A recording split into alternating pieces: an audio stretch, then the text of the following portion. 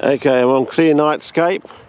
I'm on 4 notches down because I think I tried clear nightscape out at TANGARI and it was 3 notches down, and that seemed to be okay. So our rule is if the sunlight comes out, check the soil, sort of thing. Okay, if the sunlight comes out, and let's see if it picks up all this activity on some of this fresh growth here of the ukes, sort of thing, with the percolae developing there and stuff. So we'll see how we go. Anyway, I've got it on, instead of spot colour focus, I've got it on the one that goes right across central zone or strip central, because some of these night settings, when the light is low, it seems to lose focus. So check on the activity of that. And it looks like they're been planting some trees over there, but I just want to see what this. So basically, we're going to be walking, driving the car around there, and stopping off in the second zone. So that's the first one, which is Appaloosa, I think, and the second one is the Equestrian Drive, and we'll park the car there and just wander into TANGARI. I just want to get the bearings of where we are.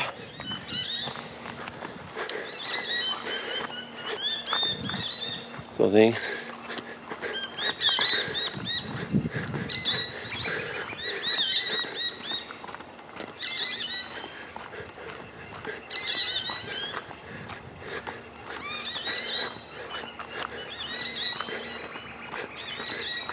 Okay, so basically I think TANGARI starts basically as we cross over from this bit over here.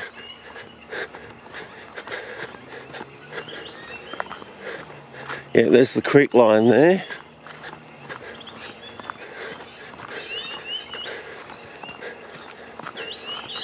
So, and there's the other side of TANGARI, which is the uke zone. Barely any pay failures as far as I know in that section, but the occasional Whittakerite, but not too many. It all seems to be on this side of the creek line. So it implies that certain species can't cross the creek line, whether that's because of the temperature differential. As I said, there's a difference between the tubers of about 1 degree. One of them can handle -2, the other one can only handle -1. If you put them in paraffin and put them in the fridge, you can test them out, and once they can't handle the temperature, they liquefy or liquefact. So that could explain why across the Hay Plain, when you travel interstate, you seem to get no Whittakerite. When you get close to going into Canberra, sort of thing, it seems to be it just gets too cold for them, I think. But wow, this is growing up a bit on the side here. Oh yes, after a week of rain, the hypnin is starting its green, as you can see, and it's. And when I was coming here early on, 89 onwards, I suppose. This is what we're talking nearly 30 years, is it? 89, 99, 2009, 2019, yeah. Almost 30 years ago, when I was, I would have been like 23, 24, is that right? Hang on, 10, 20, yeah, 24, 25. I'm now 51, so I've been coming here for half my lifetime, basically, after coming over from Western Australia. Coming over to TANGARI. So anyway, we're at 4 minutes now. I just wanted to see if we're just coming in here to get our bearings, fellas. Not really going to do much this way. I want to really spend time going the other way. I just want to locate ourselves. Locate ourselves. That sounds like something out of Little Shop of Horrors. Oh, better ourselves. better downtown. Yes. Oh gee, we got here already.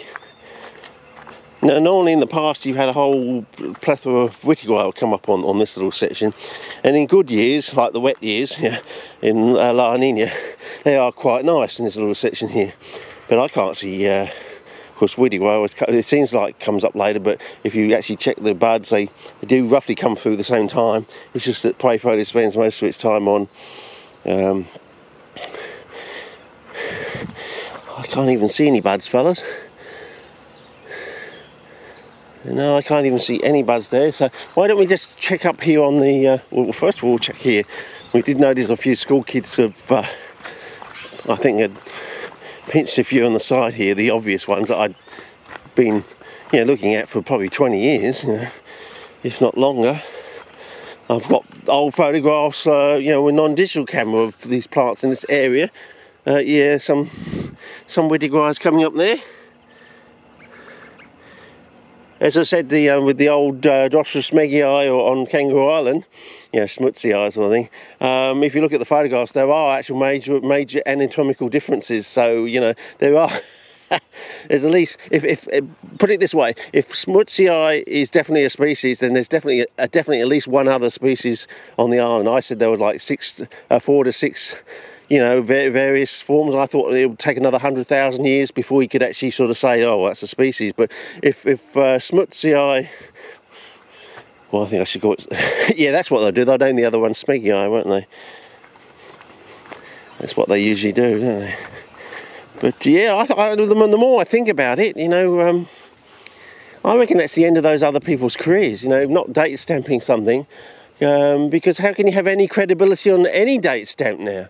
You know, did you actually put the date stamp on at that time of something else? You know, completely different. You know, how can we be sure that all these date stamps and all the stuff that you're involved with was actually date stamped at the time, not like the next day or the week later or when it was necessary to have it date stamped? And has there been any falsification of the date stamping? So basically, the more I think about it, I mean, that's the end of those 3 people's careers, just wiped out like that, you know? Just some simple fact there, you know? And that's it. The careers are over. And not just here, internationally, you know? That's it. Their careers are over. And all the work they've done in the past, it's questionable, you know? You know, I mean, whether they have another date stamping bench later down the corridor, but you know, if I was them, I would have mentioned that, and you know, I would have been saying something like, you know, and what do, you know, sort of reminding you, you know, and what do we do? What's the first thing we do? You know, sort of bringing back memories of the teenage years, sort of thing, as a bit of a, you know, a sort of, you know, lackadaisical joke sort of thing, you know, sort of, and what do we always do as we go through the front door? And then mention the fact that, well, in this new herbarium, the actual date stamping desk is the next. It's the next door down this corridor, or something. That would have been fine, you know. I could have accepted that, but not to even mention the past, you know, and how important they sort of emphasise the forward. Anything that goes through the door, if it's going to be here, you know, 24 hours or longer. Anyone that goes through anything that's not a book, anything that's not already previously copyrighted, like a book or something, it has to get a date stamp. You know, because someone could try and sneak something into the herbarium to put into the collection and try and put a, you know, a false date on it, or trying to change the dates or sort of thing. And as I said, the more I think about it, that's the end of these 3 people's careers, you know. That's it. And not just here, internationally. You know, that's it. You know, if they can't come out with that bit of thing that I put in there, with the date stamp that goes back to that date, on that date, that's it. That's the end of their careers, basically. If they can't produce that document with the date stamp from that day, on that document, that's it. It's over. I mean, it's that bad. I mean, it's that simple that it's that bad. You know, it's like chalk and cheese. It's just yes or no. You know, there's no, as I said, there are certain things in your occupation that are important that you have to do, sort of thing, that makes your occupation. And that's one of the things when you work in a herbarium. That's probably, you think it's the most inane, obscure thing, but I think almost in a way it's almost the most important thing, is you date stamp everything on the day that comes through the door. And basically, if you don't follow that basic rule that they taught me, that's why I was looking so intently.